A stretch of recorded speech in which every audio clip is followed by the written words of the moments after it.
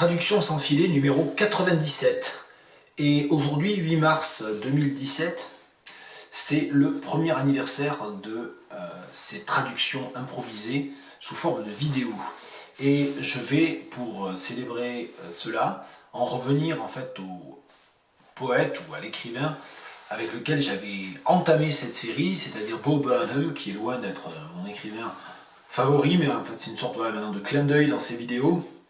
Elles ont commencé avec Bo Burnham, avec ce recueil un peu insolite, un peu farfelu, Egghead, et donc aujourd'hui encore un petit poème, Cat Lady.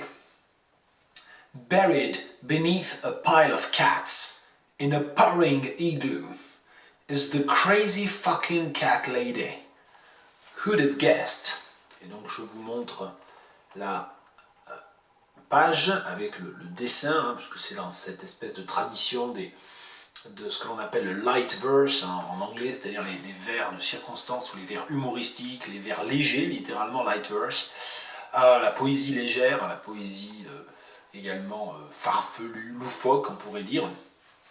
Et très souvent, cela évidemment s'accompagne aussi d'une illustration. Depuis très longtemps déjà, au XIXe siècle, avec les limericks d'Edward Lear, on avait aussi ce lien évidemment entre une illustration farfelue et un texte lui-même loufoque.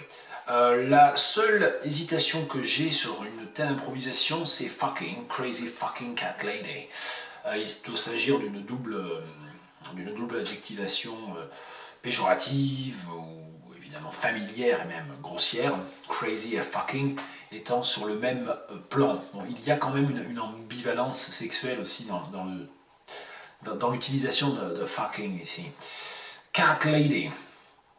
Alors dame à chat ou dame féline, je sais pas, la dame au chat au pluriel, et bien au chat au pluriel en français, ou alors la meuf des félins. Alors meuf ne va pas du tout avec lady bien sûr, mais c'est à cause de félin, je me suis dit que meuf pouvait être pas mal. Donc la meuf féline ou la dame au chat.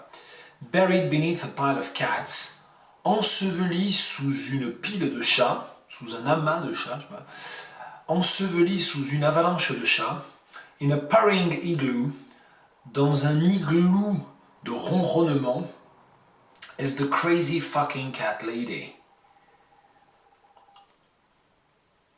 Il y a alors cette pauvre folle dingue de dame au chat,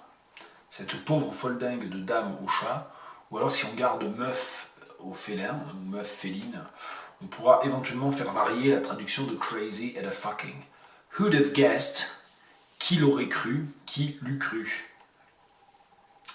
Voilà pour cette improvisation très courte sur un quatrain un tout petit peu absurde ou nonsensical de Bo Burnham pour fêter le premier anniversaire, en souhaitant peut-être qu'il y en aura d'autres, de ces traductions sans filet.